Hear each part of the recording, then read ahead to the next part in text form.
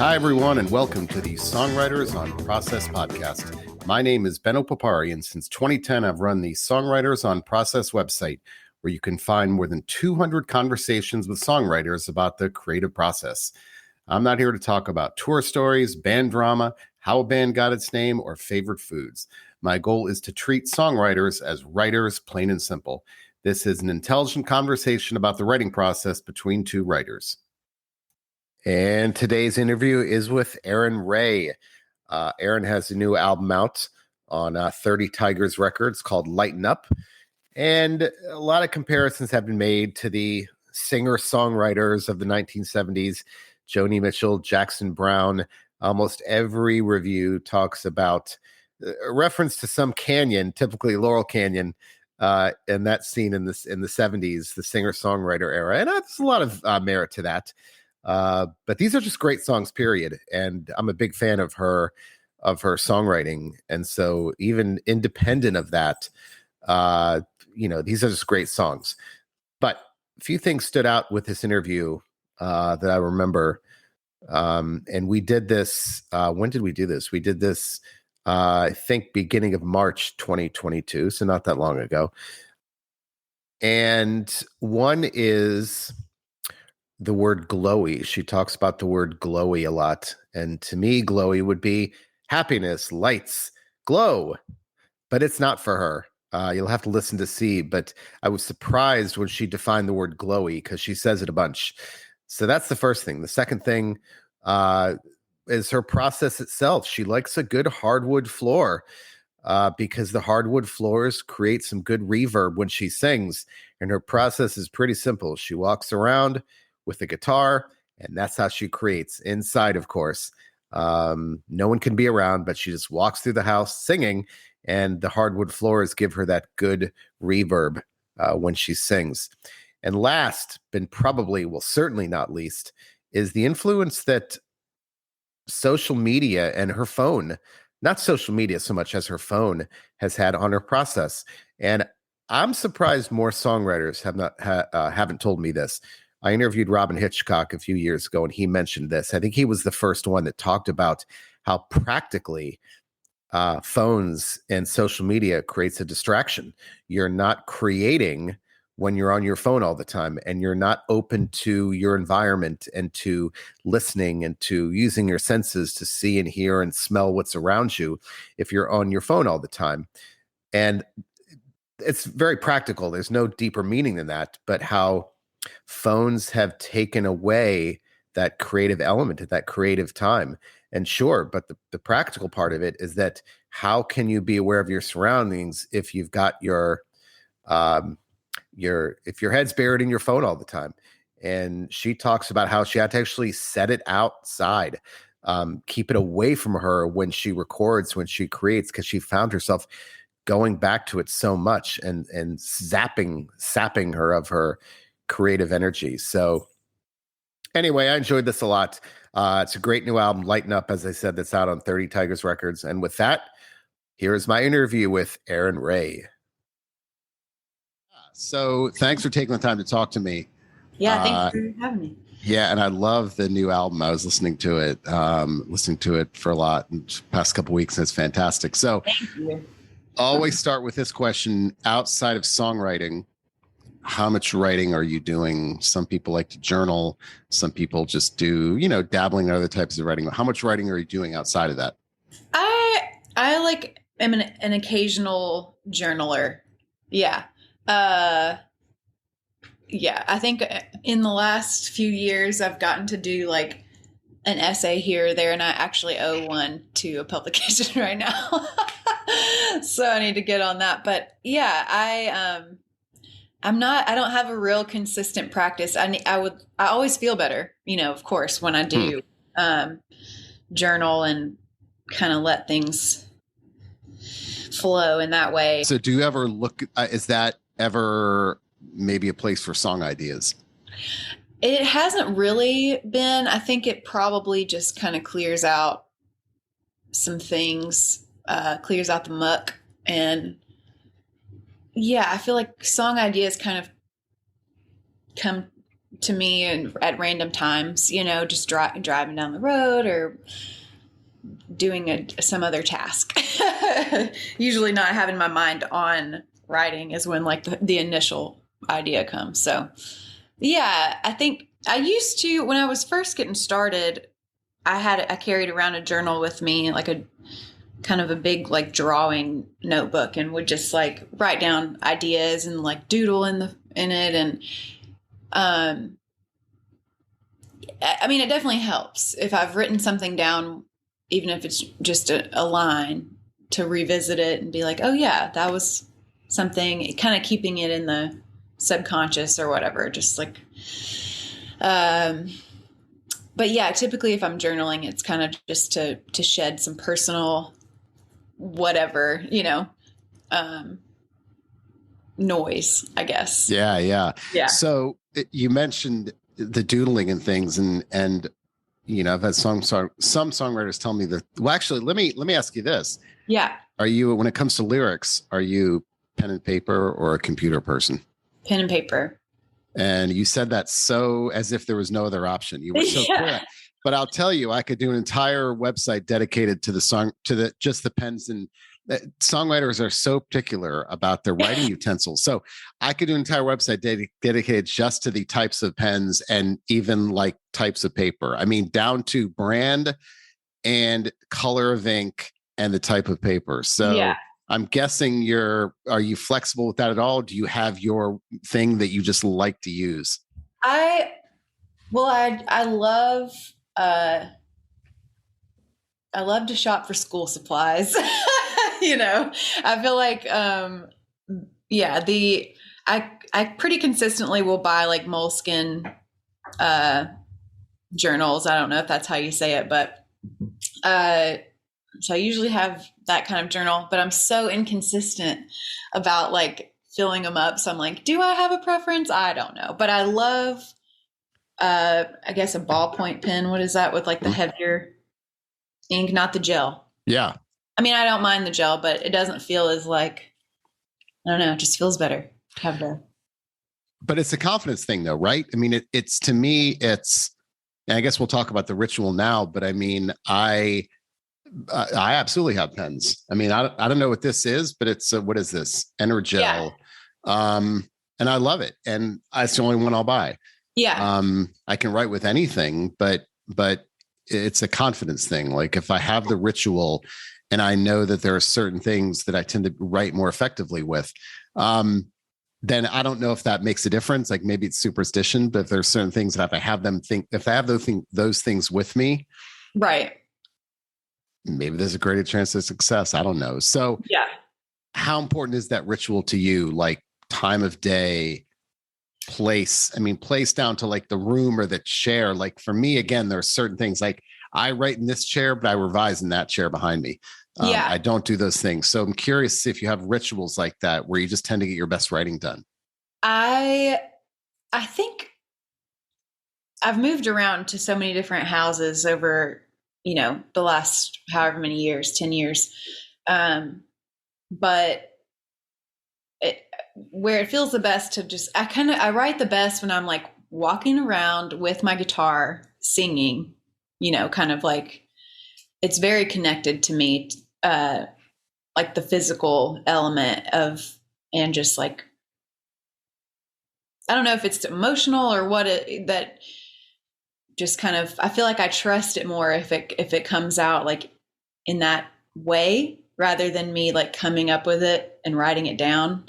Maybe that's just because I'm more comfortable with it or whatever. I don't know. But typically it's been like walking around if the room has hardwood floors, living room, usually the living room or kitchen, whatever is the most like reverberant, where there's not a lot of carpet sucking up the sound. Because it feels good to sing in a room that's reverberant. You sound better. You're like, oh, I'm pretty good. And so it's kind of more inspiring, I feel like, and then it makes you want to keep going. Nobody else can be home. You know, I'd moved into an apartment. I was living in an apartment building, like this old, it's like 100-year-old apartment building. And it's so beautiful. And I've wanted to live there for a while. And I lived there all of last year, but the floors were so creaky. And then I could hear my neighbor like on the other side of the wall and these old plaster walls. And you could hear each other walking around, you know, and I was just like, they can hear when I'm singing. I can't sing. They can't, I can't, like, you know, it's kind of like not wanting someone to look over your shoulder while you're in the middle of typing something. I'm like, I want you to see the finished product. I don't want you to see, this is like my time, you know? Yeah. So I'm curious, just in a practical perspective, where does the pen and paper, where are they when you're walking around with that guitar? Are they in another room and you run over there? Or how do the lyrics fit into that when you've got that guitar? Yeah, I guess it ends up, it's like nearby. It's like on a table or somewhere nearby, open. Maybe there's like a line written down, and then I'm like, you know, start kind of singing around with it and see what else comes up. I feel like the singing helps access like my subconscious kind of stream of consciousness or whatever, if that makes sense. I hate to ask the typical lyrics or music first question, but do you often start with the lyrics and then the music comes after it? I think they're pretty tied. Usually it'll be like, like a line with a melody, you know, will kind of appear like I said, driving down the road or whatever. And I'll be singing it for a couple of days. And then finally it like germinates enough to be like, oh, this could be what this is about. Or, you know, this could be the story or this is where that line is meant to go, or, you know. So I think it's kind of in tandem. Yeah. So I actually wrote down this quote the other day that I thought was interesting, that Agatha Christie, the author, said. She said, the best time to plan a book is when you're doing the dishes. So I say that, you mentioned something earlier, and this is a conversation I've been having with songwriters, probably more so over the past 2 years because people have been inside so much. But the idea of movement to the writing process, doing mundane activities is when the ideas come. So I'm just going to throw I've heard the craziest things. So Yola and Emily Scott Robinson both told me that vacuuming is when they get ideas. I've heard chopping vegetables. I've heard Kebmo told me folding clothes, cleaning, all of these things. Something about a mundane activity that lets us, you know, like a household chore. Yeah. That allows us. And to me, I think it's interesting because it would seem that even those things involve some kind of, like, I'm making this motion like a vacuum, but you know, that something that even that mundane activity involves some element of conscious thinking. So wouldn't that be taking away from the songwriting process? But the amount of times I've been told that it's some ritualistic mundane activities when the ideas come. Yeah. So why do you think that is? Because I've heard that all the time. And you even said it. I forgot what you said. You didn't say driving. You said something, some mundane activity. But that's why do you think that is? I think, does that happen a lot to you? Yeah, I've been thinking about that a lot recently, actually. I think it's hard to say which household chore comes up because I feel like I put my chores off for so long maybe I would feel, I definitely think whether it's, you know, cooking or just kind of getting things done around the house, those are things that don't require much emotional processing. You know, it's kind of just like doing them, and then there's like a finished product. So you can kind of, a lot of other things can be going on in the background. But I do think playing guitar for me is very much that. Like, I think that's why I say like the music and lyrics kind of come together at the same time. It's because of like that motion, maybe the back and forth of like strumming, kind of a meditative rhythm or whatever. Yeah, it's interesting, I think, too, um, this time of having so much constant access to media of any kind. I'm very, very uh, like addicted to my phone, I would say. And so it's like, it's has to be so intentional to like leave that space. So it's almost hard to even say, I was just trying to think like, okay, the last few times I may have been doing the dishes, I probably had the daily on, listening to a podcast or Yeah. just, and or going for a walk even. And so, yeah, I think it's like the combination of having some activity, but not being distracted on the intellectual, like, with words, I guess. I mean, I think it was Robin Hitchcock. I interviewed him like 5 years ago, and he was the only one to ever tell me. He said, yeah, absolutely, social media has put a dent into my creative process. I Yeah. mean, I can't imagine how it isn't. I mean, if you're on a walk and you're listening to a podcast or your music or on the phone, you're not aware of your surroundings as much. And he said, Yeah. absolutely, that's been to the detriment because I'm less aware of my surroundings because of Yeah. that. No one's ever said that, but it feels like, how can that not be the case? Right. Right. I think there's a little bit, I mean, for me at least, I feel like a little, it sucks to like acknowledge that. But I was talking to some friends recently, just kind of, we're all just like remarking on the level of like increased screen time, how, the phone will show you.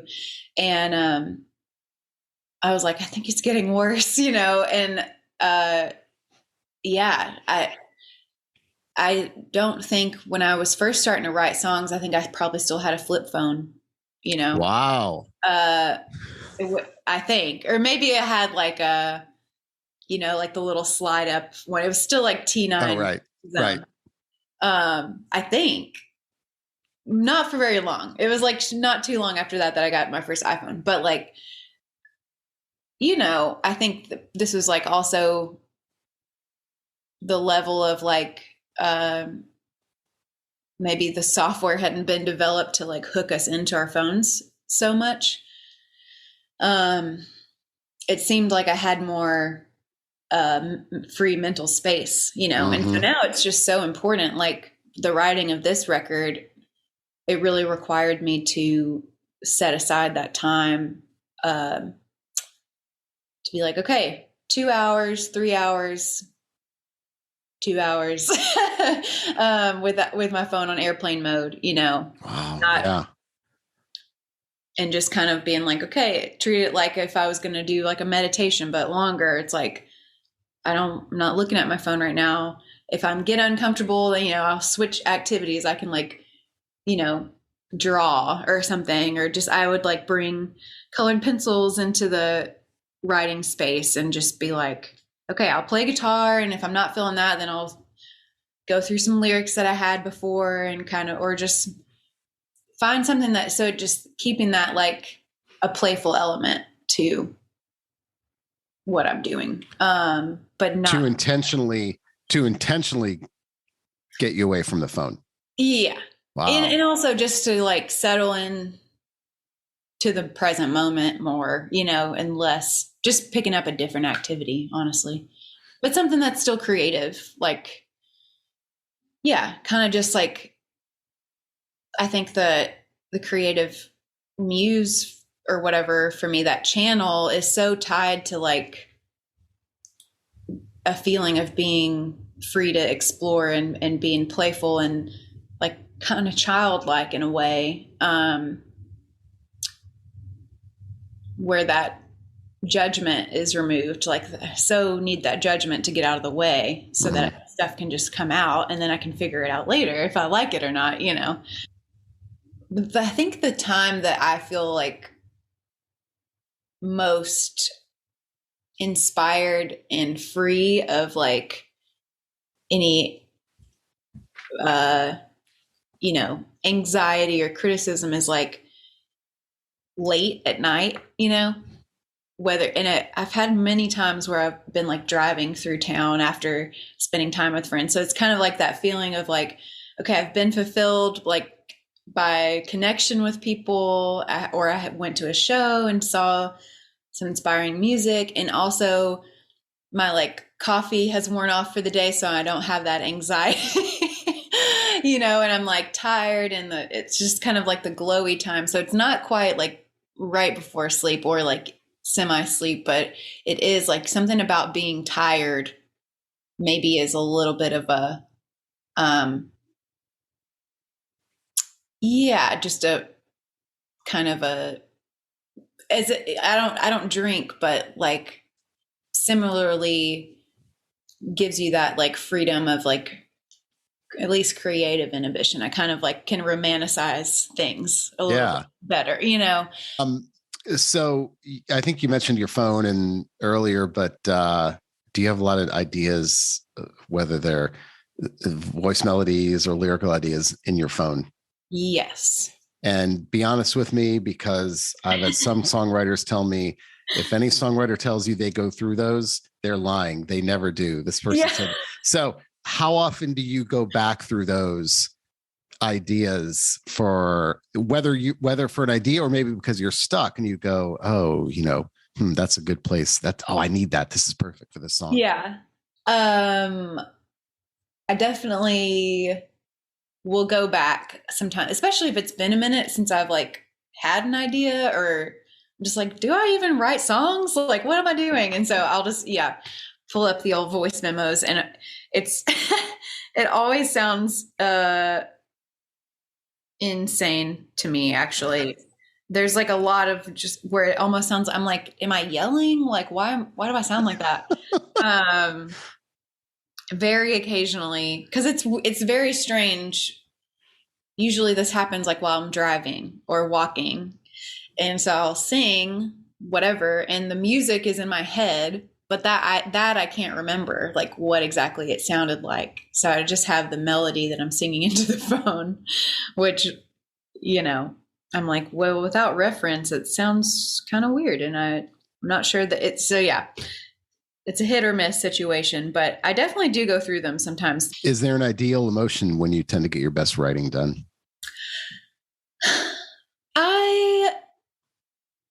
There's a lot of like nostalgic elements, I think. It's mostly just like this feeling and this like gut feeling of like kind of an openness. It's like this glowy feeling of like whether it's, I feel like it's connected to like love in a way, whether it not necessarily romantic, but just connection with other people. Just the expansiveness of, I don't know, what you can experience, whether it is like sadness or happiness, or just like a fondness for someone, or just I don't really have a favorite. It's more just about kind of, that is where, if I'm connected to that like glowy sort of feeling, I trust what's coming out more than if I'm like writing it cerebrally. If that makes sense. It does, but you've said the word glowy at least 3 times, so we have to define it, because I don't know what it means, but you said it so many times. So I know, it's like, what does it mean? I think it is that like it's a feeling of being connected to other people, a feeling of being in touch with like the capacity for connection, I guess. I'm not really sure if that makes sense. And maybe oftentimes there is like some sadness. There's like a little bit of sadness. There's a little bit of happiness, like nostalgia. It's like all of it just kind of it's like a concentrated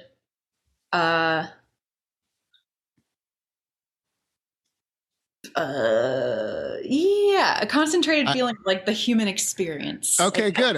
You said it so many times, but what was interesting was that I'm associating glowy with, glow, happy, light, all that stuff. But to you, it's not, right? You said glowy can be sadness also.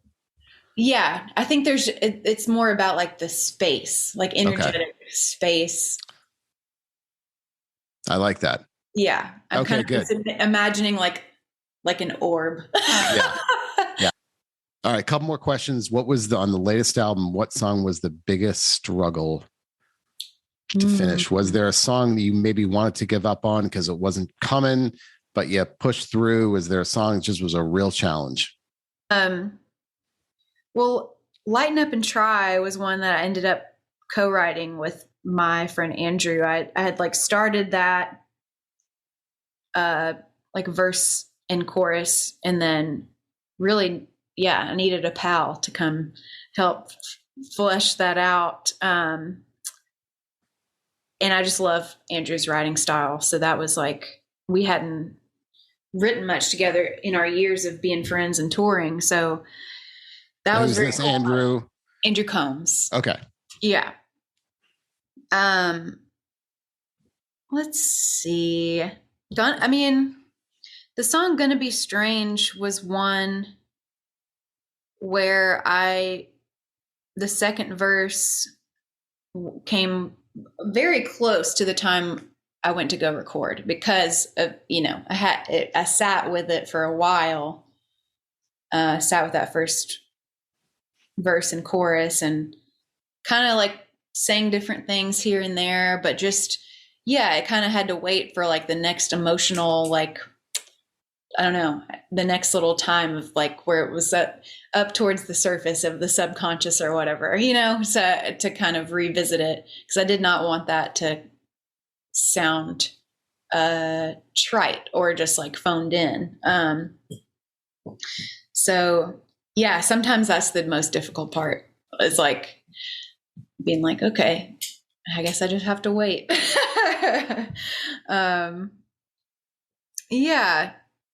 Is there one? What was the easiest? Is there one on the album that is just one of those 10-minute ones that just first, came out and that was it? Drift Away and Enemy. Where were you when were you in the house or when those Drift Away? I was walking around the neighborhood. There's a loop that I was taking, and I was coming up the hill, and it was like the morning time, so it was there's great light. It was early in the winter time still. It was like January, February, so it was like was ready for some springtime to be on the horizon. It kind of felt like things were starting to lift, and so that's what was captured in that song. And then I was like, things feel like they're going to be okay. Also, I'm really scared. That's that song. And then Enemy was one I wrote just sitting on my bed. I was living in Greenbrier, Tennessee. And that was one my friend Lou, I was after a long dry spell. I hadn't been writing songs, and she was like, let's just do a song idea each day. Doesn't matter how much we get done of it, but we'll send it to each other. Like record a little, whether it's a voice memo or she did more like fleshed out kind of ideas with synths and like recording gear and whatever. And, but it was like, it doesn't have to be good. So I'll just start playing. And that's kind of what spilled out at that time. That had been probably in the old noggin storage system for a minute, ready to make an appearance. So right. Do those dry spells make you nervous? I mean, some songwriters tell me that there are deliberately times when they don't write because they've used that as like the phrase is always filling the well. That's what I say. It's always filling the well. But do those dry spells make you anxious, or you just feel like, well, just nothing there and it'll happen eventually? I think I'm learning to be a little bit more, a little less anxious, a little more okay with the dry spell. And especially now having put out 3 records, knowing that like there's going to be, it's like a different part of the brain that goes into like the promotion of a record and like a release of a record, like getting ready to tour and all of that. But it was like, so just kind of trusting the natural cycle that there is, but then definitely still have the occasional spell of like, I'm not a real songwriter. That's not going to ever happen again. Like that was just a fluke. But literally the day that Lighten Up came out, I started to have like some song ideas, probably just the influx of dopamine from everybody being so kind about it. I was like, okay, cool. I believe in myself and I'm excited to keep going. So it definitely comes in waves. All right. Last question. So how much do other artistic forms influence your songwriting? Whether it's reading, visual art, how, a lot of songwriters tell me they're voracious readers, and that's, the people they read have a big impact on them as songwriters. So do those things have an impact on you? And what do you like to, what are the other, do you have favorite writers, I guess? Yeah. I can't, especially in the last few years, I feel like I'm, definitely have been inspired by so many, like a lot of Southern writers. There was a period of time, specifically where Rick Bragg, his books, his book All Over But the Shoutin', like kind of books that have that Southern richness of like, that capture like the colloquialisms and like the dialect of different, it's very romantic to me. That's very inspiring to me. Anything that kind of can spur that visual, I don't know, where I can see the landscape in my mind of what's going on. And so books about the South, Southern writers in general. Trying to think of authors. Of course, there's like, Eudora Welty and Virginia Woolf. Every time, my sister was living in Oxford, Mississippi, so every time I'm in town, I go to Square Books and pick up something. Yeah, I really am deeply inspired by like the romanticism of the South, I guess, and like rich capturings of that, whether it's in film or with words and in books, language, and yeah. And that's it for the latest episode of Songwriters on Process. Don't forget, you can find all of my interviews with over 200 songwriters on my Songwriters on Process website at songwritersonprocess.com, going all the way back to 2010. You can read them, watch them, or listen to them. So until next time, thanks for listening.